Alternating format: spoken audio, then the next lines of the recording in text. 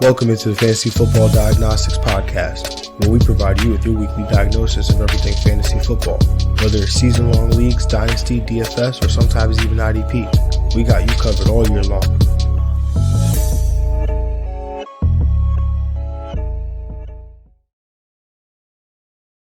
Let's do it. Let's get to it. Welcome into the Fantasy Football Diagnostics Podcast. And of course, I'm your host, John June. It is Thursday, December 16th, 2021. Listening to episode 235. And of course, 236 rather. Sorry. Of course, I got my guy, Greg Penman with me. Greg, what's shaking, man? You're on mute.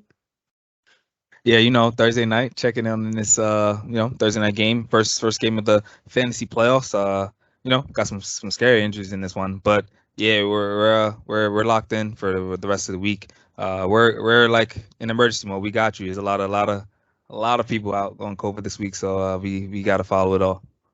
Yep, about I think 130 something players around the league have ended up on the COVID list, whether testing positive or as a close contact. So we can go back to the 17-game week. We can skip a little week. We got 18 right? games. That could be the buffer week. That could be like the. But this would have been semifinals week, bro. Like, imagine all this happening to you in the semis, bro. Could not be over, so I don't know. Yeah. At least if you have a bye, you feel so fortunate right now to not be dealing with any of this. Yeah. Like, Yep. Oh man. Well, let's jump into the games. We got some Saturday games we got to cover. We got some 1 p.m. games that we have to cover. Quite a few of them. So let's jump right into it. Starting on Saturday, 4:30 p.m., we've got the 6-7 Las Vegas Raiders traveling to Cleveland to take on a 7-6 Cleveland Browns. This game has a 40-point total according to FanDuel Sportsbook, and the Cleveland Browns are 3-point favorites.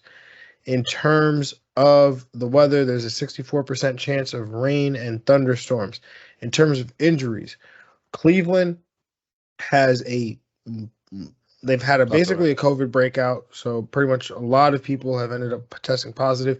They have a lot of people that tested positive and are out for this game. They also have some guys that just happen to be out.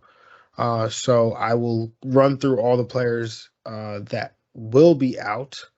Linebacker Jacob Phillips, cornerback AJ Green, safety Ronnie Harrison, cornerback Greg Newsome, tight end Stephen Carlson, running back Kareem Hunt, wide receiver Anthony Schwartz, quarterback Baker Mayfield, backup quarterback who was supposed to start Case Keenum, Ifeadi Adegbo, Malik McDowell, Troy Hill, John Johnson. So all those players are out either with injury, but most of them are out with COVID. On the Las Vegas side, they only have Darren Waller, who's out with a knee and a back, and then Denzel Perryman, who is out with an ankle injury. In this game here, I will be taking the over. I initially was going to take Cleveland to win. Even when Baker Mayfield was out, I was like, Case Keenum, they can still win this game. Given everything that's happened, I have to imagine the Cleveland Browns aren't even 3-point favorites anymore. Because I pulled this line on Tuesday. So I'd have to imagine, as we sit here Thursday, that they can no longer be favorites. So Vegas. Yeah, Raiders are 3.5-point favorites now. Raiders are 3.5-point favorites. So when we consider, what's the total? Is this still 40? 38. So I'll take the over on the total. I will take the Raiders to cover 3.5. Yes, I'll take the Raiders to cover 3.5. In terms of the fantasy, I'm going to, on the Cleveland side, Nick Chubb, David Njoku, that's probably going to be it. Hunter on the Raiders side, Hunter Renfrow, Josh Jacobs. I think that's probably going to be it for me there too. I know Derek Carr. You might expect them going up against bad defense, but if Cleveland's not doing much offensively, there's no reason for Derek Carr to really sling it. So yeah, that's really a game where you just play the people and that's really it. Yeah, I will have the under at 40. I'm gonna take the over at 38. It's just so very low. But I'm gonna still take Cleveland to cover and Cleveland to win, just because I think I have them as the defensive stream of the week. I also think they just have a formula to win, which I hope they do. Which is I'm not really looking at a lot of options, but on Cleveland side, Nick Chubb should be in a smash spot here if they want to win this game. Like he should get the ball 25 to 30 times. He should be high in RB1. Nick Mullins starting at quarterback. The only legit pass catchers are Rashad Higgins and David Njoku. I don't really trust Njoku to be in tight end one category. Great matchup, solid upside for a team high in targets probably. On Vegas side, not really touching Derek Carr. He has barely been in QB2 territory. Josh Jacobs low in RB2. What's been keeping him relevant are his PPR numbers, surprisingly, which is great. 14 receptions for 160 yards in the last 2 games. And, Money Renfro, man, a high in wide receiver 2 category. He's been the PPR wide receiver 15, 13, and 3 last 3 weeks. So fire him up. Yeah, definitely, man. And Higgins is he was intriguing to me, but I don't know what's going on there. I don't know if they got beef with the coaching staff or something, but he just has not been playing. Yeah. He's not been on the field, has not even been active. So I mean, I don't think they'll have a choice this week, but I would agree with you. When he's on the field, he's one of their best receivers. Moving on to the next matchup, Saturday, 8:20 p.m. We've got the 9-4 New England Patriots traveling to Indianapolis to take on the 7-6 Indianapolis Colts. This game has a 45.5 point total, where the Colts are 2.5 point favorites. This game is played in a dome, so no weather concerns in terms of injuries. Linebacker Zaire Alexander, he's out with COVID.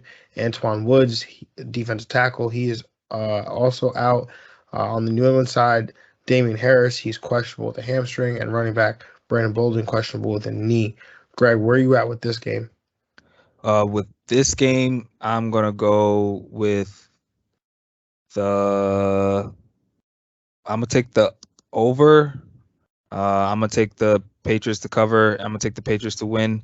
On the Pat side, Damian Harris, Stevenson. I think the rules still apply. I mean, if Damian Harris is playing, I think they're both RB2s. I think Damian Harris still has the higher upside. He still has that big play activity as we saw last week, and I still think he'll get the carries in the red zone. So he's more of a mid-tier RB2. If Harris can't go, Stevenson should be locked in low in RB1. Kendrick Bourne, as far as the receivers, has been up and down lately, but I think this could be the up week because he's got a great cornerback matchup, individual matchup on against the Indy corner.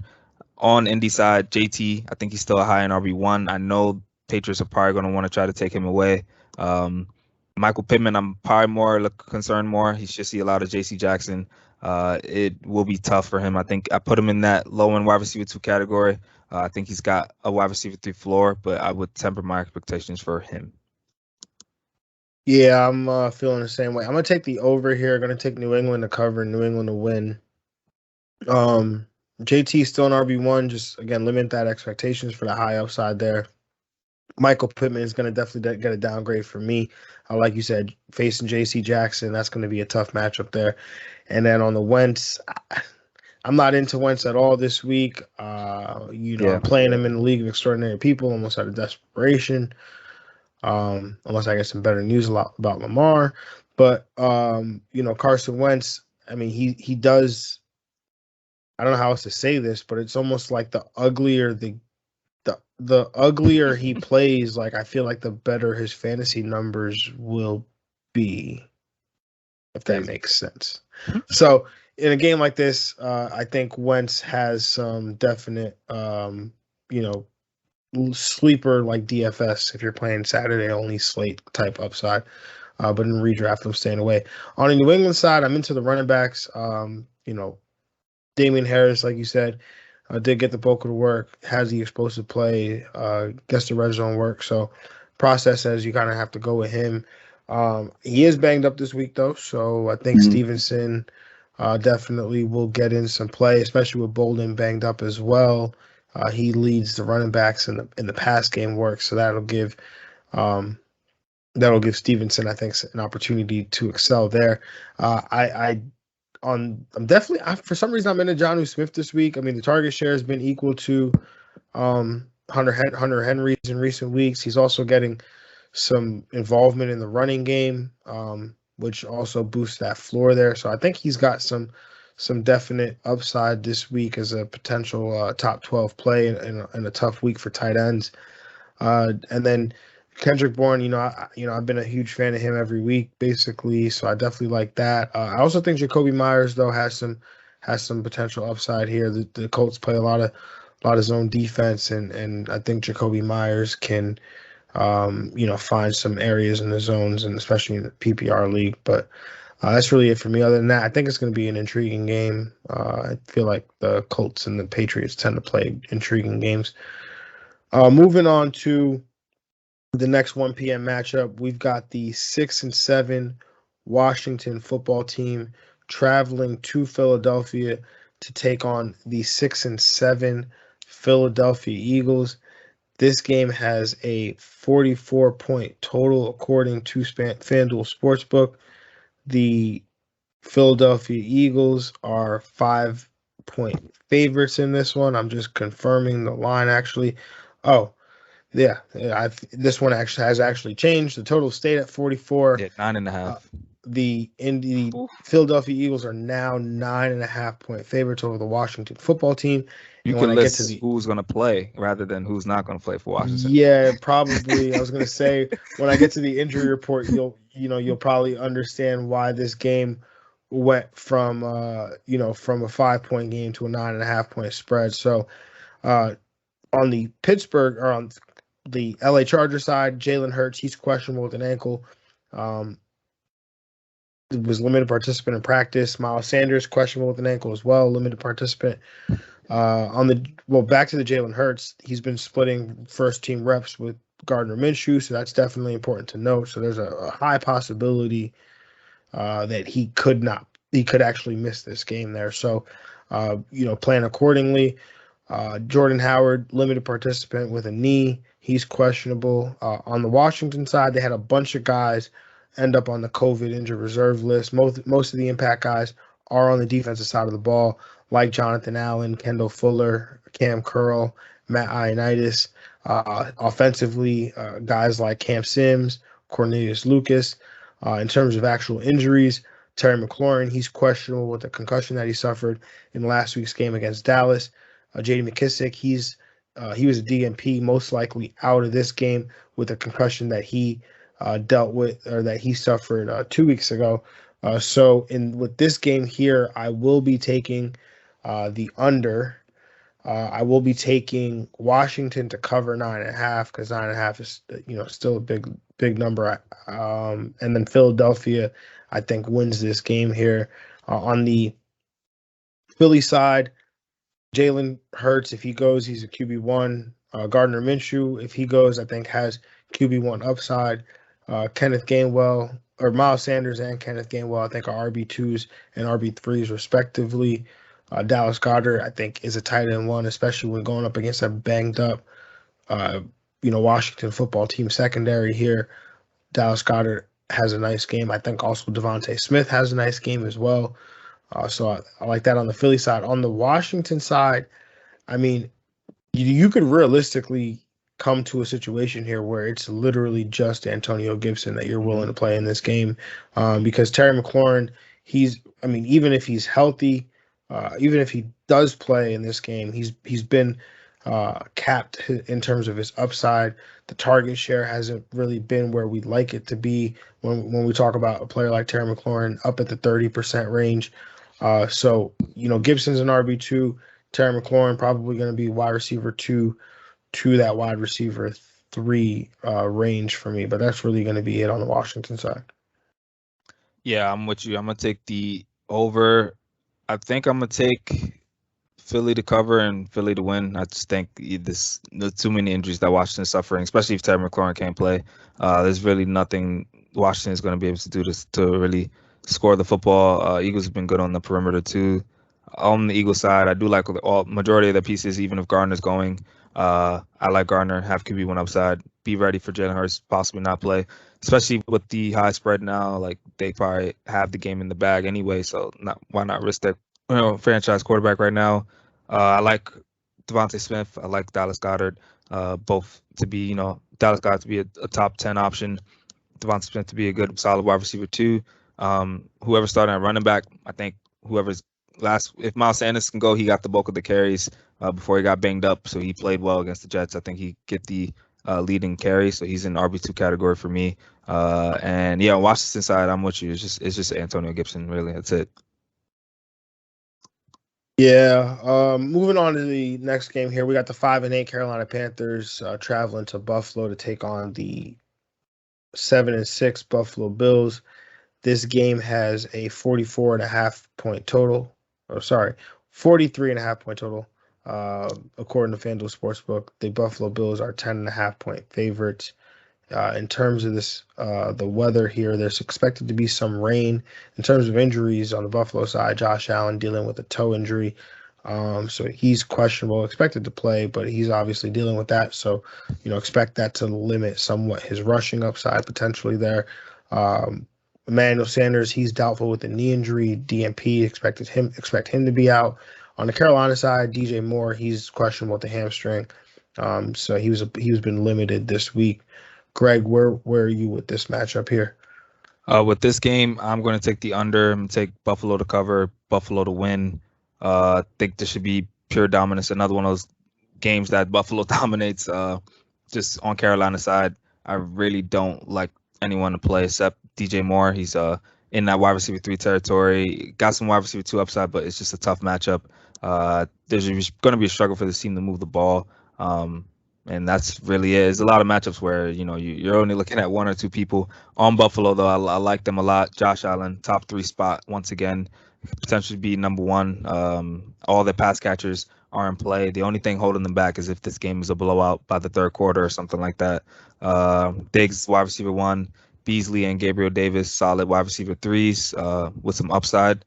If they can score touchdowns, if the game is kind of competitive slightly.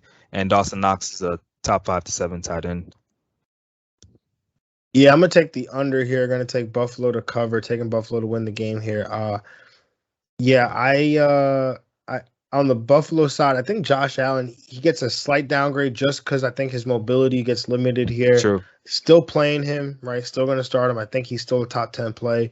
I just don't know if we'll see that upside there without the rushing upside. Stefan Diggs still a wide receiver 1.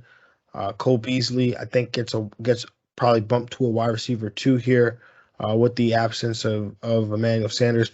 And then I really like Gabe Davis because he could really, we could be talking about an opportunity here for Gabe Davis down the stretch to overtake the wide receiver 2 job in Buffalo and really be that guy, the guy that I know that you and I were both high on coming into the year, Greg, right? So I think there's an opportunity here down the stretch for some nice things to happen with Gabe Davis.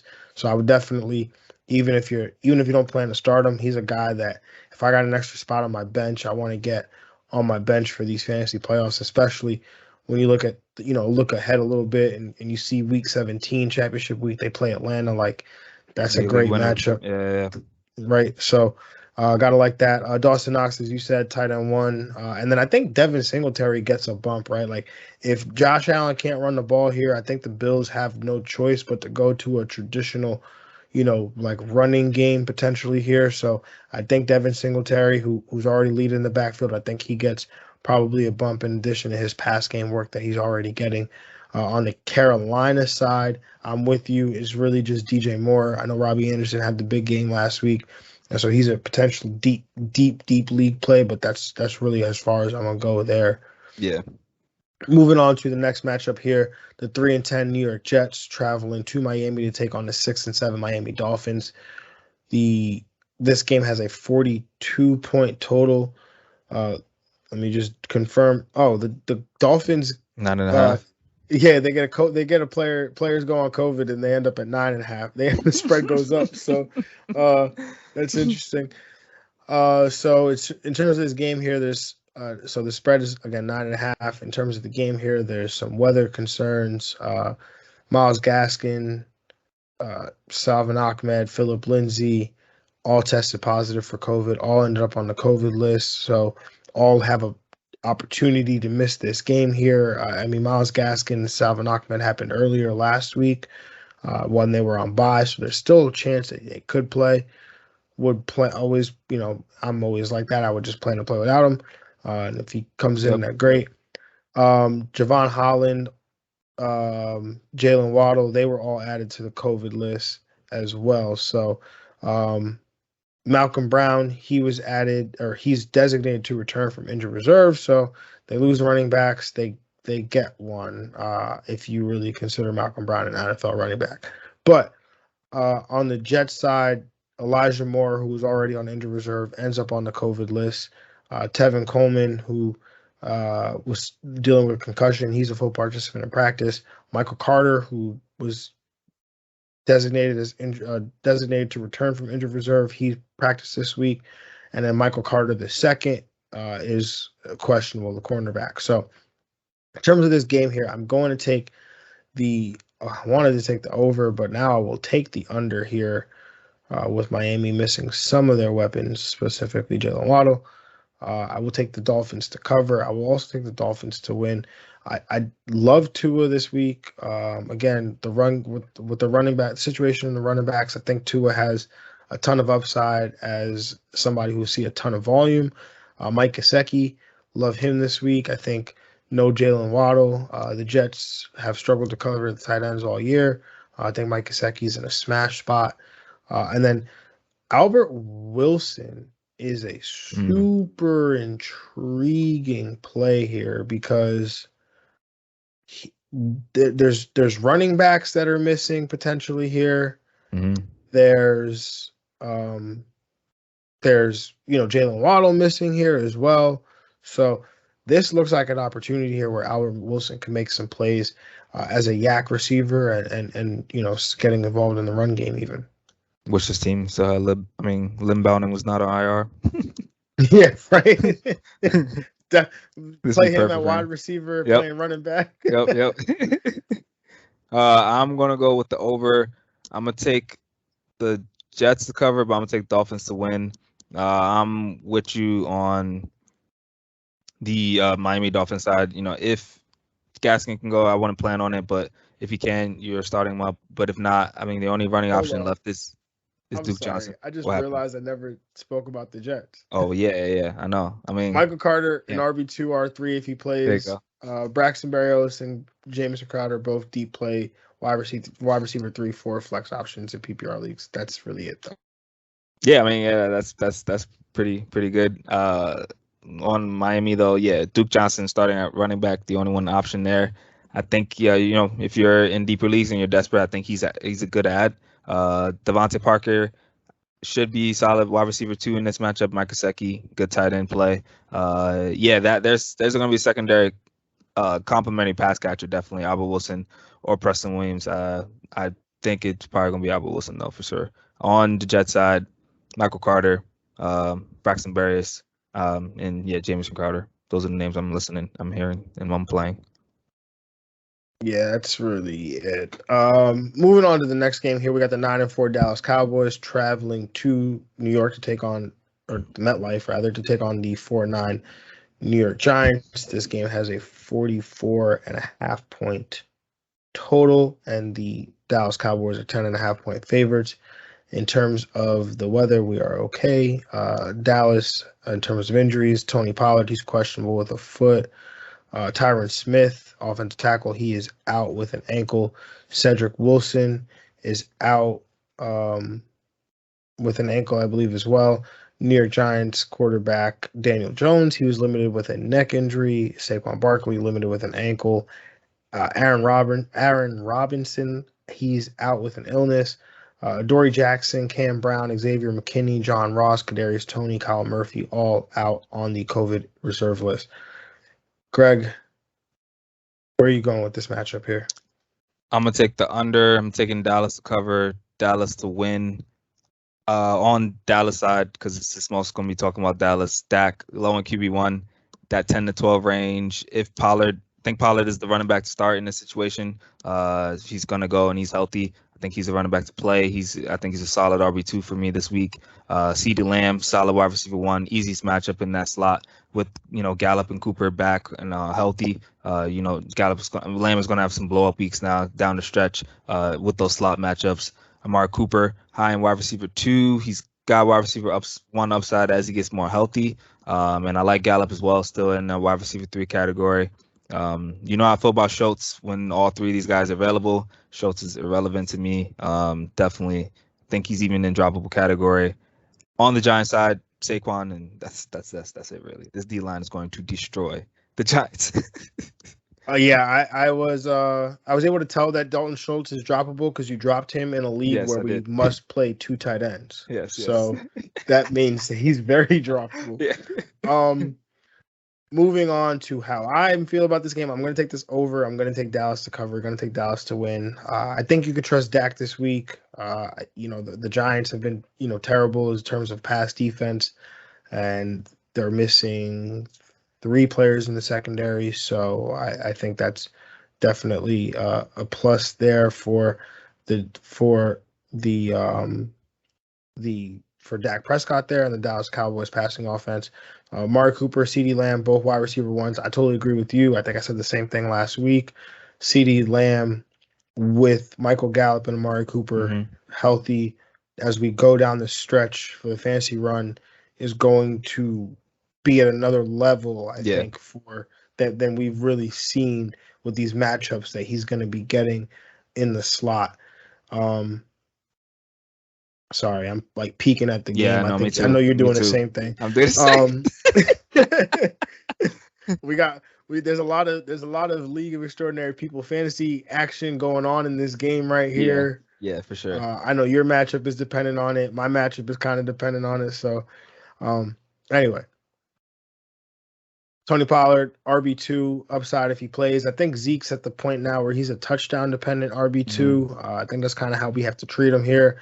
I got a text today from a friend of mine asking me Zeke or Myles Gaskin this week. Yeah, I mean, it's tough. That's how tough it is. It's tough. Michael Gallup, though, he's a wide receiver 3, and then Dalton Schultz, I agree, has evaporated. So done there. Saquon Barkley. That's really it. RB2, RB3. Devontae Booker, though, I think has some RB3 value potentially, right? Saquon Barkley's been limited. He's also seen some work here. Booker has, so I think that's in play. And then Evan Ingram, I think, has some upside as a tight end streaming option. Has a 15% target share over the last 3 weeks. So I think he's definitely in play. And if Daniel Jones goes, you could talk me into Sterling Shepard. Maybe. I'm just saying. Maybe. He's gonna be in a slot away from everybody. Hey, if the D line's going after Daniel Jones, you're gonna have to, dump it off. I hope so. If you don't fumble it 5 times. Moving on to this next game here, we got the 9-4 Tennessee Titans traveling to Pittsburgh to take on a 6-1 Pittsburgh Steelers.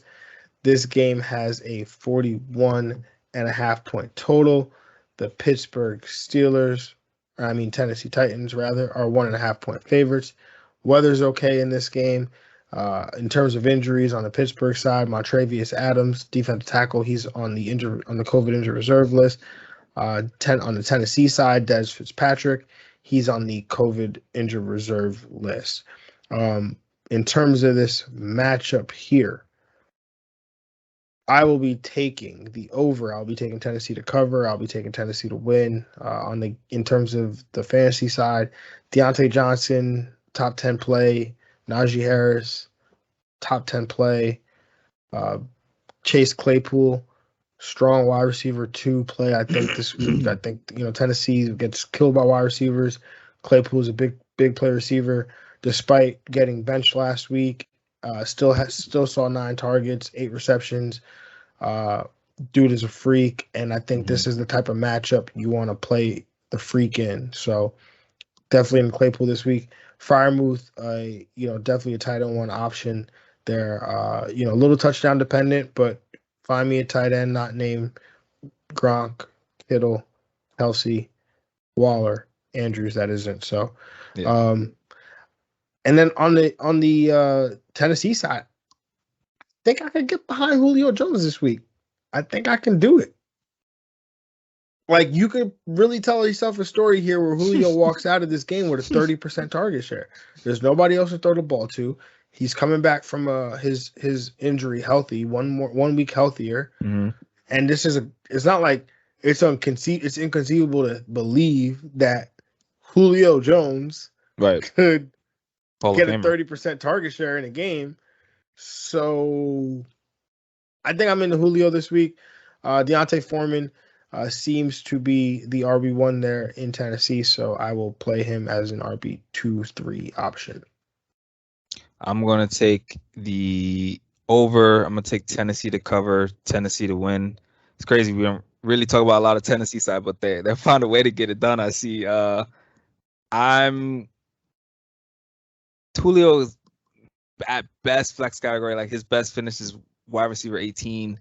I think it can get into a low end deep league flex category.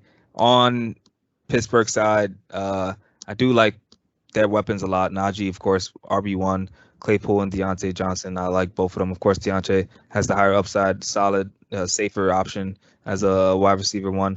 Pat Freiermuth, I continue to play him. He's just going to keep on rolling and as the tight end of the future on this team. And Devonte Foreman, I like him as well, actually. Yeah, definitely. Moving on to the next game here. This game has some definitely some intrigue here. The 2-11 Houston Texans travel to Jacksonville to take on the 2-11. It's a rough week, man. It's a rough week. Jacksonville Jaguars. This game has a 39.5 point total. Earlier this week, this game, the Jags were 3.5 point favorites. I want to say, and I want to believe that line changed at 3 a.m. last night, or 1 a.m. last night, rather, that line changed, because now they're 5 point favorites. There's a 60% chance of rain in this game. In terms of injuries on the Houston side, Rex Burkhead, he's out with a hip and a quad. Oh. Terrence Mitchell, he's out with COVID. As is Terrence Brooks, Marcus Walker, AJ Moore, Christian Kirksey, and Camus Grugier-Hill. On the Jacksonville side, there's no injuries there. Wow. But I bet you everybody who is healthy is dancing and laughing it up and having a good time, because, as I referenced, there was some news last night as we were asleep. Urban Meyer was relieved of his duties as the head coach of the JAX. I don't know. I wanted to say that. I thought it'd be cool. Jacksonville's a pretty cool acronym. Whatever. It's not even really an acronym. It's just an abbreviation. But you know what I meant. Get him out of here. Get Urban Meyer out of here. And I'm eating crow right now because I had Urban Meyer as being a good hire. I thought it could work out, but it was just move after move after move that just was like, no, I think Urban Meyer is incompetent. What's worse than Chip Kelly? Like, I don't know, man. I think Urban Meyer's gotta be worse, bro. He's gotta be worse. Yeah, you're right. My man was dancing with some shorty that wasn't even his wife. After a loss. After a loss, right? No, they won. They won that game? I thought they won that game. They only got 2 wins, so I don't remember. No, you're right. They won the game in London. Right. No, you're right. Okay. They lost. It just felt like a win because they covered. So and then found out yesterday that he kicked the kicker. He kicked the former kicker. He said, "Hey, Dip, you know what? Make your effing kicks today." It's not speechless. Speechless. So, with that being said, I think this is your matchup here, Greg, to go over first. So where are you going with this game? I did have Houston winning, but I mean, I think with the inspiration, one of those like when John Gruden got fired, the Raiders came through and got the win. So I think Jacksonville gets that dub. I'm gonna go with the under. Jacksonville to cover, Jacksonville to win. Actually, Houston to cover, Jacksonville to win. They find a way as an inspired team with their new system and everything to get the dub. As far as who I'm playing fantasy wise, though, on either side is really, I'm just looking at Brandon Cooks as a solid wide receiver 3. And yeah, in desperate situations, Marvin Jones is a play. James Robinson, he's a low end RB2 for me. And David Johnson, he'll be back. He's probably the relevant running back for the Houston Texans. So he's in that RB3 category. Yeah, I was in the same position as you. I was gonna take the under here. I was gonna take Houston to cover, Houston to win. I woke up this morning. I said Jacksonville was gonna win this game. Yep. It's So 5-point maybe that's why Vegas knew. Yeah. Right? Like, how you open the line at Jacksonville 3.5? Like, everybody came on that, like, Houston, give me that. Give me that. Yep. Vegas, man. Should have known. And they had the line, I think, for Urban Meyer being fired at week 14.5. Really? Yeah. Wow, yo. Oh, my gosh, bro. God. No, man. So, anyways, I'm going to take the under. I'm going to take Jacksonville to cover. I'm going to take Jacksonville to win. Because of that, well, before we get there, on the Houston side, Brandon Cooks, wide receiver 2 option. That's really going to be it for me. I thought Royce Freeman was going to get this backfield to himself. If Royce Freeman gets this backfield to himself, the rushing game, not great, but PPR leagues caught 5 catches last week, had 5 catches. Should see, continue to see some volume if he's there. If David Johnson goes, I don't want any of this backfield. On the Jacksonville side, I got to be really into the Jacksonville side, right? Like, if Urban Meyer's like really as bad as we think he is, I mean, it could be just an ugly game that Jacksonville somehow pulls out. Like, it could, but both these defenses aren't. Neither one of these defenses are really that good. So these teams could have find themselves falling into points potentially here. First game James Robinson had Darrell Bevel came out today and said that James Robinson is our starting running back and he will be played as such. So there's some squeaky wheel narrative potentially here with James Robinson, who, I mean, I'd be surprised if he doesn't see north of 20 touches on Sunday. I think, Marvin Jones, like you said, is interesting. I think Laviska Shenault has some intrigue in like DFS leagues. I literally think if Urban Meyer was that bad, like we should see that's true. An instant turnaround here for like on everything across the board. And so that means Trevor Lawrence included. Like, I think he's interesting in this game. Like, Houston's not great defensively. Trevor Lawrence, he's the number 1 pick in the draft for a reason. Has not really had a good game. I'm not saying in your redraft league to go sit out there and start Trevor Lawrence. I'm just, hey, if you're playing in a 2 quarterback league and you're hurting and you don't have Lamar, you might have to go Trevor Lawrence. I'm saying it could be okay here this week. If you're playing DFS, Trevor Lawrence, I think, is a reasonable option because, again, if Urban Meyer is as bad as we believe, then the impact has to be greater than when we might be given credit for. So that being said, moving on to the next matchup, the final matchup that we'll cover here for the 1 p.m. games. The 10-3 Arizona Cardinals traveling to Detroit to take on the 1-11-1 Detroit Lions. This game has a 47.5 point total, where the Detroit Lions, or Arizona Cardinals rather, are 13.5 point favorites. This game is played in a dome, so no weather concerns there. In terms of injuries on the Arizona side, Deandre Hopkins, this was the big news. He will be out for the remainder of the regular season as he had to get surgery on his knee to repair a torn MCL. So the earliest that he could come back essentially this year would be the Super Bowl. And that would be a stretch there. James Conner, he is a DNP Wednesday and Thursday with an ankle injury that he suffered on the last play of the game in Monday night's game against Seattle. Not Seattle, the Rams. Rodney Hudson, he's on the COVID-19 reserve list, so he is out of this game. On the Detroit side, TJ Hawkinson, he is out for the remainder of the regular season with a thumb injury that he suffered and needs surgery. So DeAndre Swift, he's been a DNP with the shoulder injury that has been day-to-day. And remember, day-to-day actually means week-to-week. Week-to-week means be lucky if we see him again this season. So, Jamal Williams, he's out with COVID, as is Jalen Elliott. So, in terms of this game here, I will be going with the over. I'll be going with Detroit. I wanted to go Detroit to cover, but now I think I'm probably going to go Arizona to cover, and Arizona to win. On the Arizona side, Kyler, he's a QB1 for sure. Zach Ertz, I think, gets a really nice bump, as does Christian Kirk. So I think both those guys, Zach Ertz steps into, top 6, top 7 tight end territory, which is not inconceivable. I think top 3 is definitely in the range of outcomes without D-Hop. Christian Kirk, I think, again, wide receiver 2 is probably where I would value him for the rest of the season.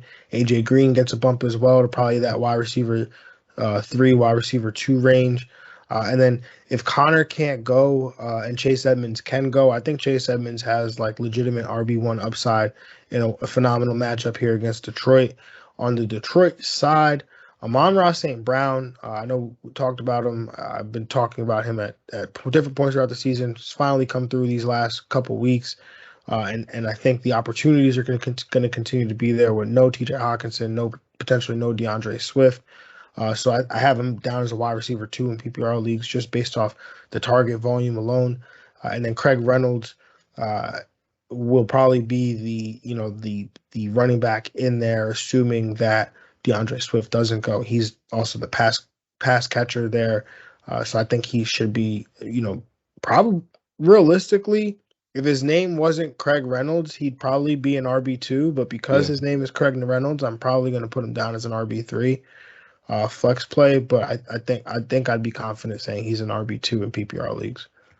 Yeah, I'm gonna go with the over. I'm gonna take Arizona to cover, Arizona to win. Arizona might get this over themselves, but on Arizona side, Kyler Murray is kind of in that similar spot to Josh Allen. Could be in a huge spot to finish, top 3 category. You're starting him up. If Chase Edmonds goes, I'm with you. I think he's in that high in RB2 or RB1 upside category. Connor's also banged up, but if it's just Connor, then you're playing him as a strong RB2 with some RB1 upside as well, because he still could get touchdowns. No D-Hop the rest of the season. So yeah, Christian Kirk, AJ Green are the names, the receivers I want, and Zach Ertz as far as a pass catcher should be a tight end 1, strong tight end 1 for sure. On the Detroit side, it's either just the Reynolds, the Craig Reynolds and Josh Reynolds and Amon-Ra St. Brown. Confidently, I want Craig Reynolds is the one player on the team I think can fall into a top 24 week at that position. Yeah, I think that's really going to be it. That's it for the 1 p.m. games there. So we'll be back on Saturday morning to break down the remainder of the 4 p.m. games, the remainder of the games for the week. That includes 4 p.m. games and the Monday Night Football as well as Sunday Night Football. So have a good one, everybody. Good luck for the rest of your games, and we'll talk to y'all on Saturday. Peace. Yeah.